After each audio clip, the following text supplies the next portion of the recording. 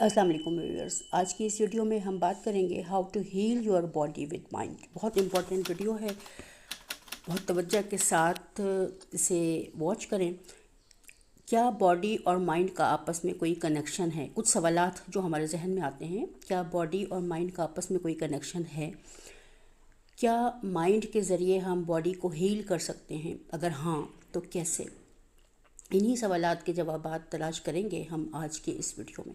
تو آئیے ہمارے ساتھ مل کر جواب تلاش کرتے ہیں۔ آگے بڑھنے سے پہلے ویڈیو کو لائک کر لیں، جو لوگ چینل پر نئے ہیں وہ سبسکرائب ضرور کر لیں اور اسے مزید لوگوں تک پہنچیں تاکہ اہم ترین حقائق اور لوگوں تک بھی پہنچ سکیں، اور بیل نوٹیفیکیشن کو بھی آن کر لیں تاکہ اس طرح کی مزید ویڈیوز آپ دیکھ سکیں۔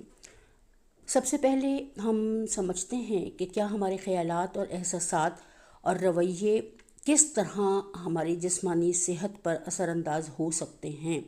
کیا ہماری باڈی اور مائنڈ کا آپس میں کوئی تعلق ہے بھی یا نہیں؟ تھوڑا سا غور کریں تو یہ بات واضح ہو جاتی ہے کہ خوشی، سکون، اطمینان جیسے مثبت جذبات ہماری قوت مدافعت کو بڑھا دیتے ہیں، جبکہ اس کے برخلاف بے چینی، اسٹریس، خوف، کشیدگی، غصے کے جذبات ہمارے مدافعتی نظام کو کمزور کر دیتے ہیں اور خاطر خواہ نقصان پہنچاتے ہیں اور ہمیں بیمار کر دیتے ہیں۔ جو لوگ بہت زیادہ غصے میں رہتے ہیں، بہت زیادہ منفی جذبات کے زیر اثر رہتے ہیں، وہ جلدی جلدی بیمار ہوتے ہیں، ان کا مدافعتی نظام کمزور پڑ جاتا ہے اور وہ عموماً انفیکشس ڈیزیزز کا شکار ہوتے رہتے ہیں، ہر موسم کی تبدیلی پر بیمار پڑ جاتے ہیں۔ دماغ اور جسم کا تعلق اس بات کو اجاگر کرتا ہے کہ ذہنی صحت جسمانی صحت پر کس قدر اثر انداز ہوتی ہے۔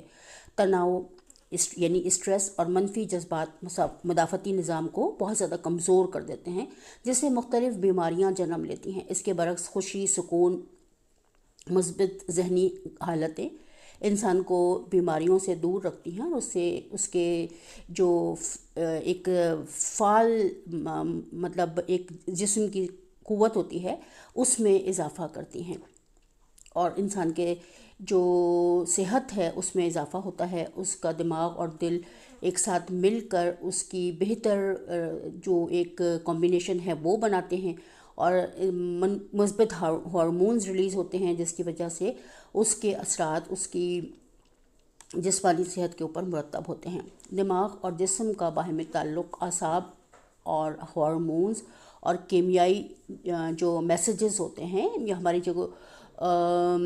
جو ہماری اعصاب ہوتے ہیں ان کے جو میسیجز ہوتے ہیں، مختلف ہارمونز کی جو سیکریشن ہوتی ہے وہ ہمارے اعصابی نظام کے میسیجز کو کنوے کرنے میں آسانی فراہم کرتی ہے، اور میسیجز ایک نیورون سے دوسرے نیورون تک ٹرانسفر ہوتا ہے۔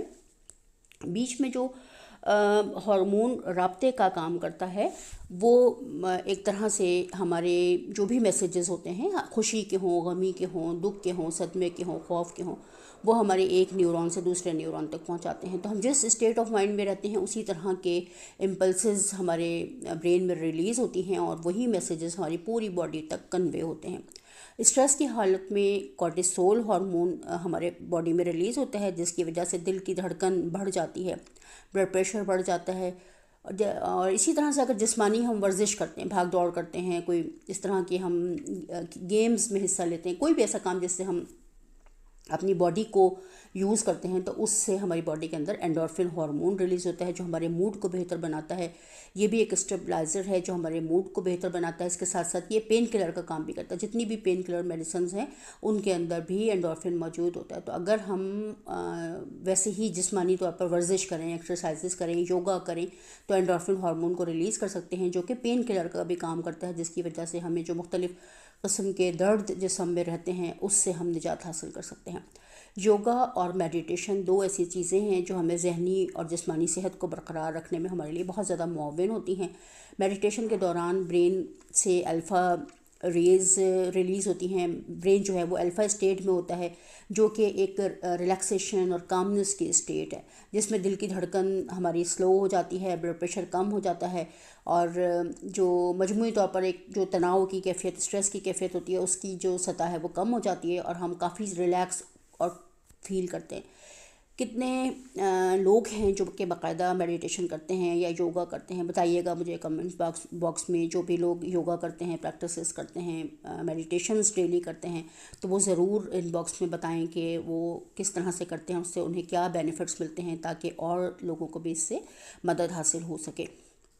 میڈیٹیشن سے ہم مختلف ہمارے برین کے جو ایریاز ہیں وہ ڈیولپ ہوتے ہیں، اور ان کے اندر مختلف جو کیفیات ہیں وہ کس طرح سے پیدا ہوتی ہیں. میڈیٹیشن کے دوران ذہن الفا اسٹیٹ میں ہوتا ہے، جس کی وجہ سے سکون اور کامنس کا احساس بڑھتا ہے. نمبر 2 ہے جذباتی توازن پیدا ہوتا ہے. مراقبہ یا میڈیٹیشن جو ہے وہ ہمارے پری فرنٹل کارٹیکس اور امگڈالا کے درمیان تعلق کو بہتر بناتا ہے. اس سے جذباتی رد عمل کو منظم کرنے میں مدد ملتی ہے.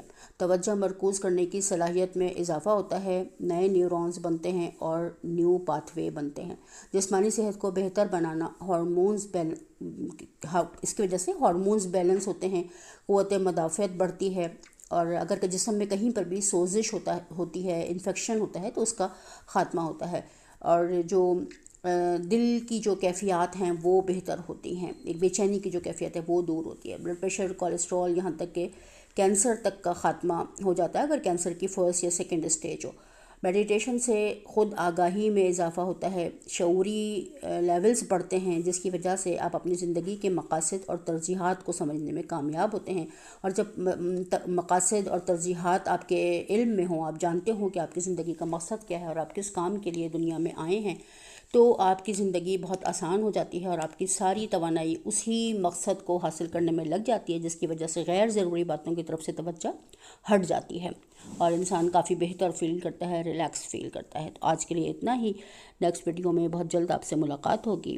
اللہ حافظ. اپنا بہت خیال رکھیں، دعاؤں میں ہمیشہ یاد رکھیں.